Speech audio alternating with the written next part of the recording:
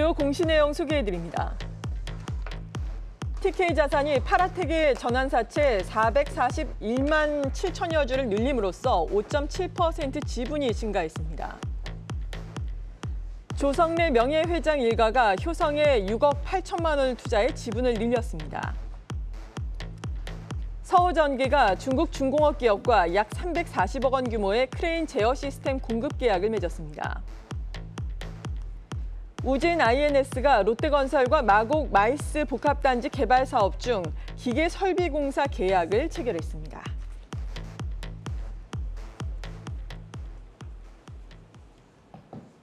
네, 자세한 내용은 타키오뉴스의 조호진 대표와 함께 알아보겠습니다. 어서 오세요. 안녕하세요. 네, 어떤 기업의 공시 내용부터 자세하게 정리를 해볼까요? 예, 파라텍을 먼저 알아보도록 하겠습니다. 네. 파라텍이라는 회사를 낯선 분들도 계실 텐데요. 파라텍은 이제 소방 설비, 스프링클러를 이제 제조하는 기업입니다. 네. 그렇다 보면 사실 일반 건물에도 스프링클러가 있으니까 그 대단한 회사로 보이지 않는데요. 사실 근데 파라텍은 이제 삼성전자의 반도체 공장에도 스프링클러가 필요하지 않습니까? 그렇죠. 요즘 뭐 대형 화재로 막 몇몇 기업들이 임원들이 이제 조사를 받고 있는데 그런 뭐 조사뿐만 아니라 이제 만약에 삼성전자에 화재가 났는데 스프링클러가 없다면 엄청난 매출에 손실이 나겠죠. 그래서 그 되게 중요한 설비를 갖다가 파라텍이 거의 대부분 독점하고 있습니다. 그렇기 때문에 파라텍의 이제 소방 설비 기술은 사실 국내에서는 이제 그 일정 이상 그 매출이 보장되었다 이렇게 보시면 되겠고요. 삼성전자의 매출과 주가는 이제 곤두박질친다 뭐 이런 얘기는 있지만 그럼에도 불구하고 삼성전자의 평택 공장을 비롯한 증설은 계속 이루어지고 있거든요. 그렇다면은 파라텍을 비롯한 납품업체들은 여전히 매출이 꾸준히 발생한다 이렇게 이해하시면 되겠습니다. 근데 이제 오늘 말씀드린 파라텍 공시는 무엇이냐면 파라텍이 올해만 한 191억 원 정도 올해만 960억 원 정도의 수주를 했는데 네. 더 이상 이제 수주를 하기에는 이제 여력이 없어서 증설을 하기로 했습니다. 그럼 증설에 필요한 유상증자를 하기로 했다고 이제 발표한 것입니다. 그래서 유상증자에 그 다른 TK 자산이 운영이 참여한 것입니다. 그래서 전환사채를 10일 인수하기로 하면서 10위가 보통주로 전환하면 5% 이상이 됩니다. 그래서 이제 공시를 한 건데요. 그래서 일반적 유상증자는 이제 주가에는 악재로 보이지만 아까 말씀드린 대로 유상증자를 하는 이유가 단순하게 채무 상환을 한다면 이제 악재이죠. 근데 유상증자를 해서 벌어들인 돈으로 증설을 해서 매출이 일어나고 이런 선순환 구조로 간다면 그 유상증자는 사실 긍정적으로 봐야 됩니다.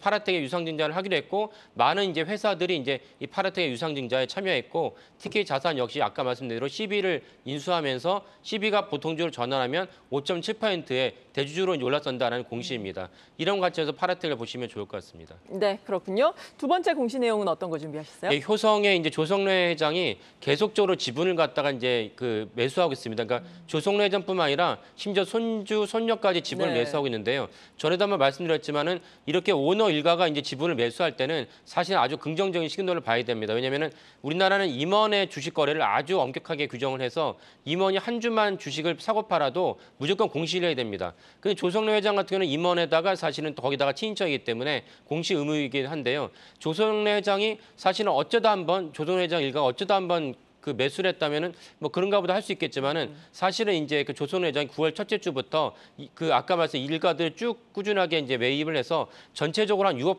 8천만 원 정도의 주식을 매입을 했습니다. 그래서 사실은 이런 추이를 보면은 이 조성래 회장의 그 지분 매입이 일시적인지 일시적이지 않다면은 이것이 전체적으로 효성의 주가에 어떻게 영향 끼칠지 파악할 수 있습니다. 그 효성은 어제 종가 기준으로 해서 작년 배당금이 올해도 배당을 그대로 한다 그러면은 배당 수익률이 8.5% 넘습니다. 이런 점에서도 조성래 회장이 원래 이제 그 주식을 갖다가 배당을 받은 다음에는 매입 그 지분을 줄였다가 다시 아까 말씀드린 9월 첫째 주부터 계속 주식 매입을 늘리고 있기 때문에 그렇다면은 올해 전체적으로 효성그룹이 이제 매출이 좋진 않지만 최대주주 일가가 아니 나는 배당이 더 필요하다 그러면 주총에서 배당을 요구하고 그전에 배당이 승인받는다면 배당 수익률이 작년만큼 나오기만 해도 사실 은행권의 이자보다 훨씬 높은 배당 수익률을 담보하게 됩니다. 이런 점에서 조성래 회장을 비롯한 오너 일가가 어떻게 주식을 갖다 매수하는지 살펴보는 것이 전체적으로 주가를 바라보는 데 중요한 역할을 할 수 있겠습니다. 네, 효성의 주가도 최근에 많이 하락을 했죠. 9월 28일에 52주 최저가 경신한 이후에 바닥권에서 맴돌고 있는데 저가 매수의 관점도 있겠고 말씀하신 또 배당 수익률 측면도 있으니까 관심 있게 살펴보시면 좋을 것 같습니다. 타키온 뉴스의 조호진 대표였습니다. 고맙습니다. 네, 감사합니다.